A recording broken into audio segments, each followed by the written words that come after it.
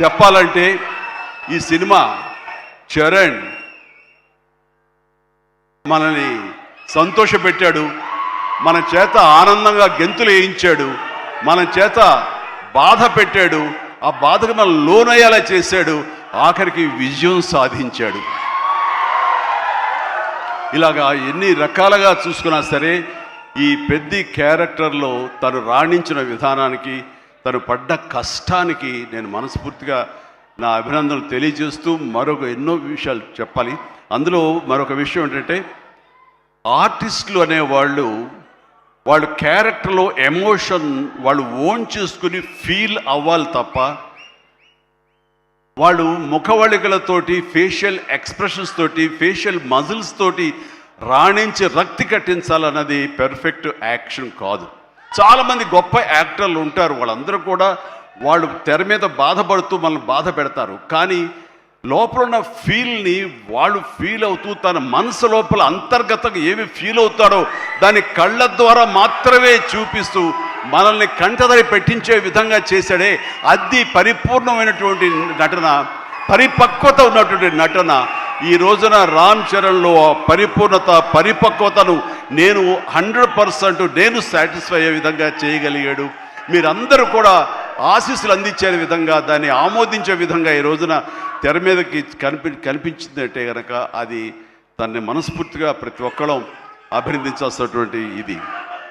ఇక సినిమాని మనసుతోటి ఎలా ఫీల్ అయ్యి చేశాడో అది అలా ఎగ్జిబిట్ అయింది కాబట్టి మన మనసును తాకాడు. అది పక్కన పెడితే ఏ రకంగా బాడీ ట్రాన్స్ఫార్మ్ అయ్యాడు. ఒక నిమిషం ఆగండి, మీరు బాధ్యతగా వినండి. నేను చెప్పే విషయాలు మీ అందరూ కూడా మోటివేట్ చేసే విషయాలు, అందుకనే మీరు క్రమశిక్షణతో ఉండండి. Thank you very much. Please ఒక నిమిషం. మీరు ప్రతి వాళ్ళకి ఒక ధ్యేయం ఉండాలి, ఆ ధ్యేయంని మనం ఓన్ చేసుకోవాలి. ఆ గోల్ వైపు వెళ్లేందుకు ఫిజికల్ కష్టం సరే ఎలా పడాలంటాలో ఈ రోజున ఒక స్టార్ కొడుకు గోల్డెన్ స్పూన్తో పుట్టాడు. చరణ్కి అవసరం లేదు, డైరెక్టర్ ఏం చెప్పాడు అది మెకానికల్గా చేసి వెళ్ళిపోతే ఇదే సినిమా ఇదే హిట్ అవుతుంది, ఇంతే అవుతుందేమో తెలియదు, కానీ దాన్ని మించి అయ్యింది, బియాండ్ 100% అయ్యింది అంటే కనుక చరణ్ వన్ మ్యాన్ షో అంటున్నాడు అన్న. మీరందరి చేత నేషనల్ అవార్డు వస్తుంది, నేషనల్ అవార్డు విన్నింగ్ పెర్ఫార్మెన్స్ అంటున్నారంటే అవార్డు రానివ్వండి రాకపోనివ్వండి అది పెద్ద సమస్య కాదు. ఈ రోజున రంగస్థలాన్ని కూడా రావాలని నాతో సుకుమార్ గారు ఎన్నోసార్లు అన్నారు, ఇది అవార్డు విన్నింగ్ పెర్ఫార్మెన్స్ అని అంత బాగా చేశాడు మన చరణ్ అంటూ. అంటే అవార్డు రావాల్సిన అవసరం లేదు, అవార్డు రావడానికి ఎన్నో దారులు ఉంటాయి, రావచ్చు రాకపోవచ్చు, బట్ ప్రజల మనుషుల్లో ఎంత అత్యుత్తమ నటన ఇచ్చాడు అన్నారే, దాన్ని మించిన అవార్డు ఇంకోటి ఉండదు అనేది నేను ప్రగాఢంగా నమ్మిన విషయం. కాబట్టి చరణ్ వాళ్ళందరూ ఒక way of expression, award winning performance అంటుంటే కనుక థ్యాంక్ యూ సో మచ్ అనుకోవాలి. కానీ ఈ సినిమాలో తన బాడీగా ట్రాన్స్ఫార్మ్ అయ్యింది. నేను ఎవ్రీ డే ఇంట్లో చూసేవాడిని, ఎర్లీ మార్నింగ్ లెగిచి ఎక్సర్సైజ్ చేసి క్రమం తప్పకుండా ఎక్సర్సైజ్ చేసి మళ్ళీ పగలంతా ఇక్కడ యాక్షన్ సీక్వెన్స్లో పాల్గొని అలిసిపోయి ఇంటికి వచ్చి స్నానం చేయకుండా మొహం కడుక్కుని ఒక సూప్ తాగి కొంచెం ఎనర్జీ గెయిన్ అయిన తర్వాత మళ్ళీ 9 to 10 ఈవినింగ్ మళ్ళీ ఎక్సర్సైజ్ చేసేవాడు. నేను అన్నాను, అవసరమా ఇది, ఇలా చేస్తున్నాడు వీడు, అవసరమా అంటే లేదు, రేపు మార్నింగ్ మళ్ళీ ఫ్రెష్గా ఉండాలి బాడీ, లేకపోతే సహకరించదు, రేపు పొద్దున మళ్ళీ యాక్షన్ సీక్వెన్స్లు ఉన్నాయి, ఈ రెజ్లింగ్ ఉంది నాకు అది ఇది అంటే చెప్తుంటే కనుక వాళ్ళ అమ్మ చాలా బాధపడిపోతుంటుంది. కానీ నాకైతే మాత్రం శబాష్, కష్టాన్ని నమ్ముకున్నాడు, నాకేంట్లే అనే ధోరణిలో లేడు. నేను మనస్ఫూర్తిగా అంతరాలలో మనసుల్లో నేను తన్ని చాలా ఎప్రిషియేట్ చేస్తూనే ఉండేవాడిని. ఒకరోజు సడన్గా ఫోన్ కాల్ వచ్చింది, బాబుకి చరణ్కి ఒక దెబ్బ తగిలింది సార్, గవర్నమెంట్ హాస్పిటల్కి తీసుకెళ్ళి. అనగానే ఎలా ఉంటుంది, ఏం దెబ్బ తగిలింది, ఎంత తగిలింది, ఎంత ఇదేంటి, ఈ యాక్షన్ సీక్వెన్స్ అంటున్నాడు మాకు తెలుసు అనేసరికి ఏం దెబ్బ తగిలింది సార్, మీకు ఫోటో పంపిస్తానని ఫోటో పంపించారు. ఫుల్ ఈ కన్ను కన్నంత ఎర్రగా అయిపోయి కిందంతా రక్తధారతోడు వస్తే ఆ స్టిల్ చూసిన తర్వాత కన్నుకి ఏమైనా అయిందా, కన్నే పోయిందనే భావంతో కంగారు పడిపోయాం. వాళ్ళ అమ్మకు చూపించాలా చూపించకూడదా అని చెప్పేసి ఏంటంటే ఇది బాబు హాస్పిటల్ చిన్న ట్రీట్మెంట్ అంట, ఏదో చిన్న ఇదంట అని అన్నానే. కానీ ఆ డాక్టర్ మన సుధాకర్ ప్రసాద్ గారు, ఆయన కాస్మెటిక్ సర్జన్, ఆయన చూసి ఆయనతో మాట్లాడిన తర్వాత చాలా అదృష్టం అండి. కను గుడ్డు పోవాల్సింది పోకుండా ఐబ్రోకి కింద నుండి బోన్ దగ్గర అవతల ఒక డ్రెస్లర్ ఒక గుండు వచ్చి హిట్ చేసింది.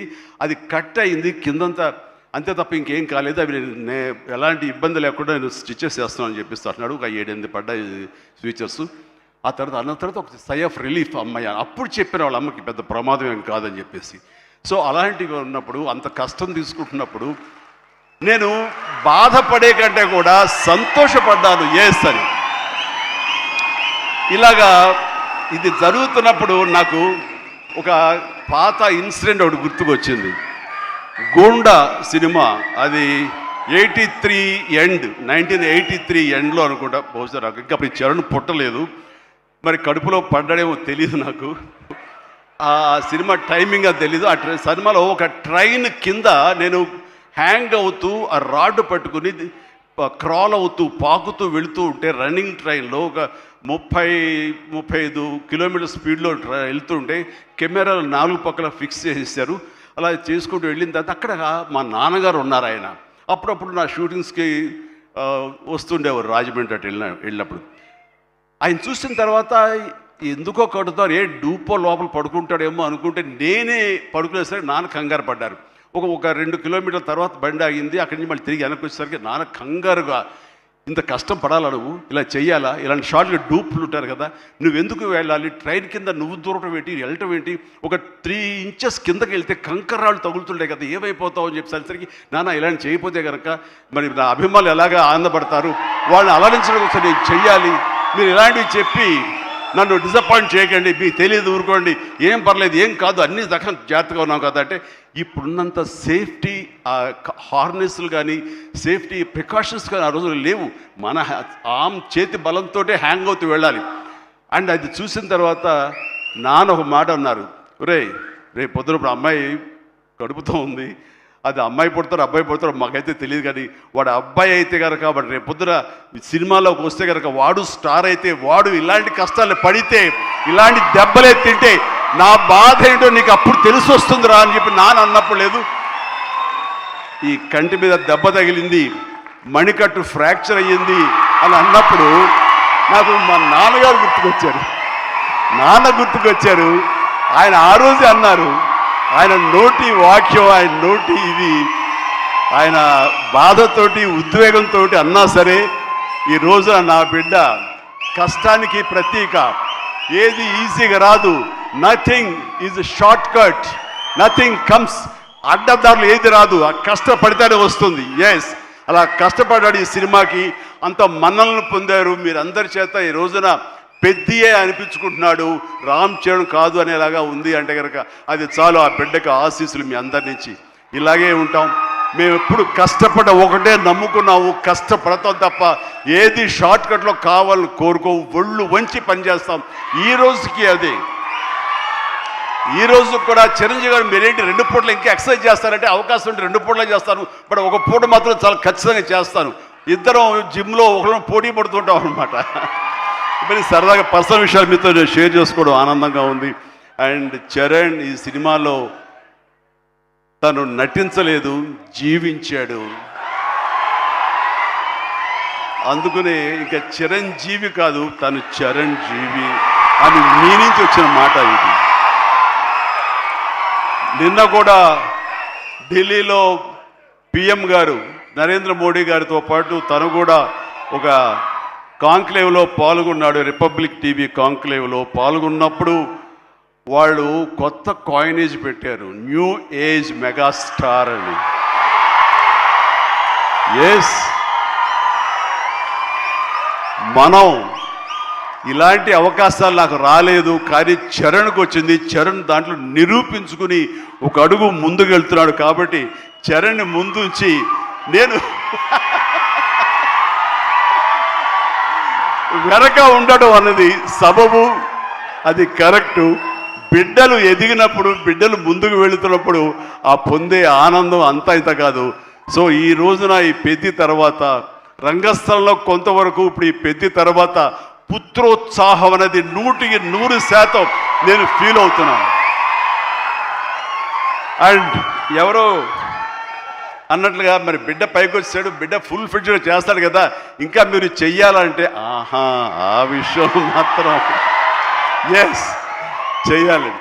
నేను అంటాను, ఇప్పుడు పని చేయటం డబ్బు కోసమో లేకపోతే ఇంకోటి కోసమో లేకపోతే ఇంకా మీరు ఆర్టిస్ట్గా పేరు సంపాదించుకోవడం కోసం కాదు.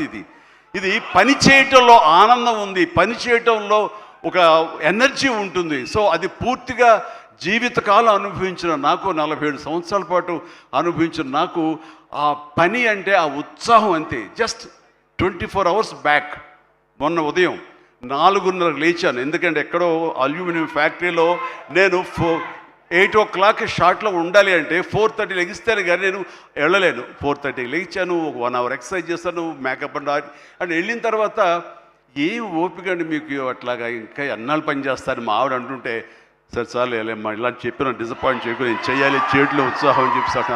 సో పని అనేది మాకందరికీ జీవన ఇది మనకి, అది ప్రతి ఒక్కరికి కావాలి, అది లైఫ్ లైన్ మనకి. సో పని చేసే విధంగా ఉండాలి. సోంబేరితనం కానీ చూద్దాంలని పోస్ట్పోన్మెంట్లు కానీ ప్రొకాస్టినేషన్స్ కానీ ఇవన్నీ కూడా మా దగ్గరికి, మా ఇంట్లోకి రావు, మా గుమ్మంలోకి రావు, మా యొక్క కాంపౌండ్లోకి రావు. అందుకనే అదే కష్టాన్ని తను నమ్ముకున్నాడు, అదే కష్టాన్ని నేను నమ్ముకున్నాను. మా కష్టానికి ప్రతిఫలంగా మమ్మల్ని ఎక్కడో మీ గుండెలు ఎక్కడో పెట్టారు. అంత మంచి స్థానం మాకు ఇచ్చినందుకు చరణ్ తరపున, నేను మా కుటుంబం తరపున మీ అందరికీ మనస్ఫూర్తిగా, ప్రజానీకానికి, ప్రేక్షక లోకానికి, ఎవరైతే ఈ సినిమాని ఆదరించారో, చిన్న బిడ్డల దగ్గర నుంచి, టీవీల ముందు డ్యాన్స్ వచ్చే బిడ్డల దగ్గర నుంచి, థియేటర్లో కన్నీళ్ళు పెట్టుకుని ఎమోషన్లో అయినటువంటి యువత వరకు, అమ్మాయిలు కానీ అబ్బాయిలు కానీ పెద్దవాళ్ళు కానీ వీళ్ళందరూ చూసి ఆనందిస్తుంటే నేను కూడా వావ్ చాలు ఈ జన్మ కన్నా ఫీలింగ్ నాకు ఇచ్చాడు. Thank you Charan, love you రా, లవ్ యూ మై గాడ్.